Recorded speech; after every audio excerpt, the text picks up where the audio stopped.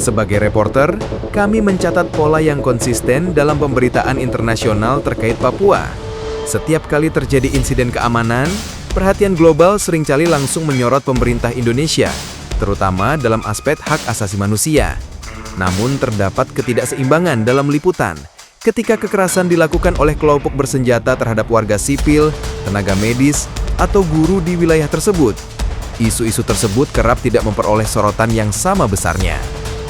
Narasi yang berkembang di luar negeri acap kali menempatkan konflik Papua sebagai isu kemanusiaan semata. Padahal para analis menilai terdapat kepentingan politik dan geopolitik yang turut membentuk persepsi publik dunia.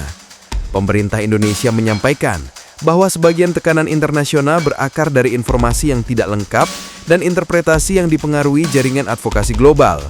Sementara itu, sejumlah ahli keamanan berpendapat bahwa kelompok separatis memanfaatkan momentum publik internasional untuk memperkuat posisi tawar mereka. Di sisi lain, pemerintah tetap menegaskan bahwa pendekatan pembangunan dan penyelesaian damai menjadi prioritas, seraya memastikan bahwa isu kedaulatan tetap berada dalam kerangka hukum nasional dan internasional. Dalam konteks ini, kami melihat dinamika geopolitik Asia Pasifik turut memengaruhi bagaimana isu Papua dibahas di tingkat global. Dalam beberapa tahun terakhir, Vanuatu tampil sebagai salah satu negara yang paling vokal mengangkat isu Papua di forum internasional. Dari sudut pandang reporter, penting untuk menyoroti bahwa posisi Vanuatu seringkali mencerminkan solidaritas regional dengan komunitas Melanesia. Pada sidang-sidang PBB, pejabat negara tersebut mengekspresikan kekhawatiran atas situasi HAM di Papua. Namun respons Indonesia juga tidak kalah tegas, menekankan bahwa Papua merupakan bagian sah dari wilayah kedaulatan Indonesia sesuai ketentuan hukum internasional.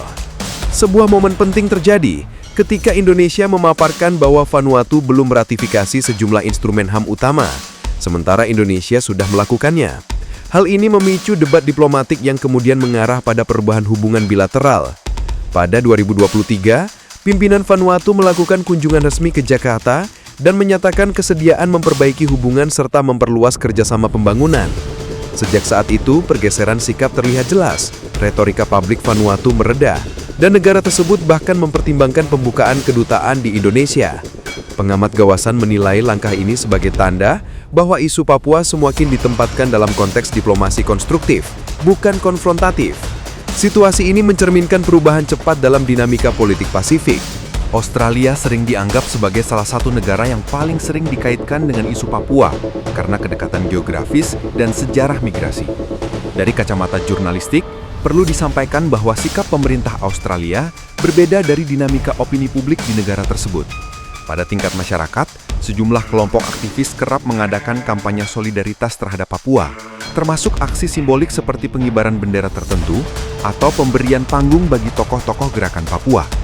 Namun, posisi resmi pemerintah Australia tetap konsisten menyatakan bahwa Papua adalah bagian dari Republik Indonesia. Pernyataan ini beberapa kali ditegaskan oleh pejabat tinggi Australia dalam pertemuan bilateral. Kerjasama pertahanan yang tertuang dalam berbagai perjanjian menunjukkan bahwa hubungan strategis dengan Indonesia menjadi prioritas bagi Canberra. Meskipun beberapa tokoh politik Australia pernah mengeluarkan pandangan berbeda, hal tersebut lebih mencerminkan dinamika internal, bukan kebijakan negara. Dalam praktik diplomasi, Indonesia dan Australia mempertahankan komunikasi erat melalui jalur keamanan, ekonomi, dan regional. Situasi ini menunjukkan bahwa meski suara aktivisme cukup keras terdengar, kebijakan luar negeri Australia tetap berada pada garis yang menghormati kedaulatan Indonesia dan stabilitas kawasan Pasifik. Kepulauan Solomon pernah menjadi salah satu negara Pasifik yang paling lantang mengangkat isu Papua di forum internasional. Pada 2015, Perdana Menteri negara tersebut membuat pernyataan tajam di PBB mengenai perlunya penyelidikan atas dugaan pelanggaran HAM. Dari sudut pandang reporter yang mengikuti dinamika ini, langkah itu memicu perhatian besar dari komunitas internasional. Kelompok advokasi yang mendukung Papua Merdeka memanfaatkan pernyataan tersebut sebagai legitimasi moral bagi kampanye mereka. Namun, beberapa tahun setelahnya, terjadi pergeseran arah kebijakan luar negeri Solomon. Evaluasi internal dan pembacaan ulang terhadap situasi geopolitik kawasan membuat pemerintah memilih jalur yang lebih pragmatis. Pada 2023, pimpinan Solomon menyatakan bahwa MSG atau Melanesian Spearhead Group tidak lagi mendorong agenda kemerdekaan Papua, melainkan fokus pada ruang dialog konstruktif dengan Indonesia. Keputusan ini dianggap mencerminkan pemahaman baru bahwa stabilitas dan hubungan regional memiliki dampak langsung pada pembangunan nasional mereka. Indonesia merespons dengan diplomasi kooperatif dan menawarkan program kerjasama maritim, pendidikan, serta konektivitas regional. Transformasi sikap Solomon menjadi salah satu contoh penting bagaimana negara Pasifik menyesuaikan kebijakan berdasarkan perubahan kepentingan dan realitas politik internasional. Tuvalu pernah menjadi salah satu negara kecil yang paling mencuri perhatian dalam isu Papua, terutama pada sidang PBB tahun 2017, ketika Perdana Menterinya menyuarakan dukungan terhadap mekanisme penentuan nasib sendiri. Dari perspektif reporter, sikap tersebut mencerminkan tradisi solidaritas negara-negara Pasifik terhadap komunitas Melanesia. Namun, kondisi internal Tuvalu yang rentan akibat perubahan iklim dan keterbatasan ekonomi membuat negara ini sangat bergantung kepada dukungan pembangunan dari mitra internasional, termasuk Indonesia. Dalam beberapa tahun terakhir, hubungan bilateral antara Tuvalu dan Indonesia menunjukkan peningkatan signifikan. Berbagai kerjasama terkait mitigasi perubahan iklim dan penguatan kapasitas lokal membuat Tuvalu mengambil posisi yang lebih moderat dalam isu Papua. Para pengamat menyatakan bahwa pendekatan baru ini lebih menekankan stabilitas regional dan hubungan diplomatik jangka panjang dibandingkan retorika konfrontatif. Di forum internasional, suara Tuvalu kini terdengar lebih hati-hati dan menekankan kolaborasi ketimbang kritik terbuka. Bagi Indonesia, situasi ini membuka ruang untuk memperkuat kerjasama pembangunan di Pasifik. Sementara bagi Tuvalu, langkah ini dianggap sebagai strategi pragmatis menghadapi tantangan nasional yang jauh lebih mendesak. Palau termasuk dalam kelompok negara Pasifik yang pernah menyerukan penyelidikan internasional mengenai situasi HAM di Papua pada 2017. Dari sudut pandang jurnalistik, penting untuk mencatat bahwa seruan tersebut tidak berkembang menjadi dukungan eksplisit terhadap gerakan separatis. Setelah momentum itu, Palau mulai mengurangi intensitas pernyataan terkait Papua dan beralih pada fokus kebijakan yang lebih pragmatis.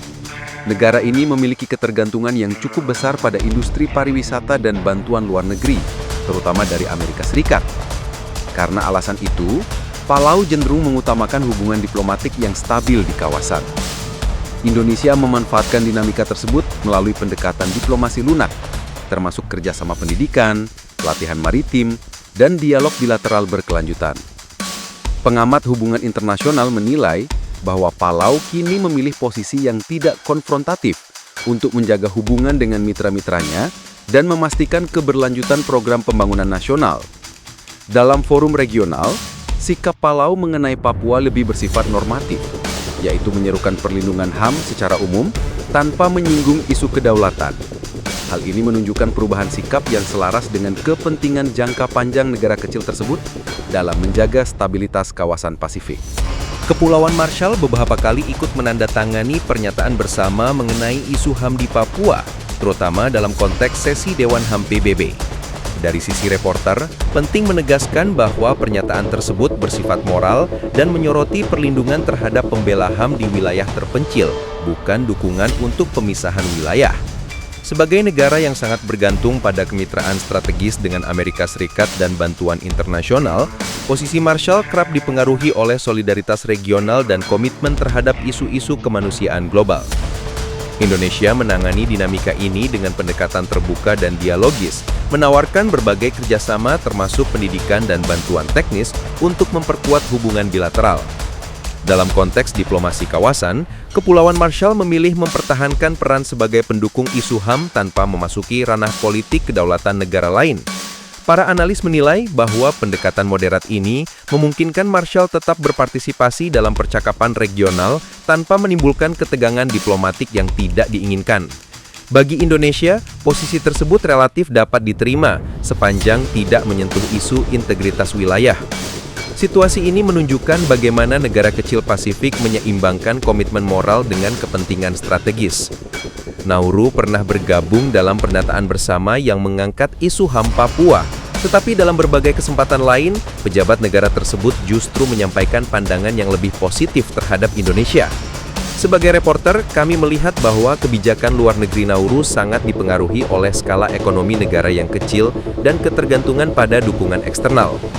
Catatan Kementerian Luar Negeri Indonesia menunjukkan bahwa pejabat Nauru pernah menyatakan penolakannya terhadap gagasan kemerdekaan Papua, menegaskan bahwa hubungan kedua negara tetap dalam koridor positif. Indonesia memanfaatkan kesempatan ini dengan memperluas kerjasama pembangunan, bantuan teknis, serta konsultasi tingkat tinggi untuk meningkatkan pemahaman bersama.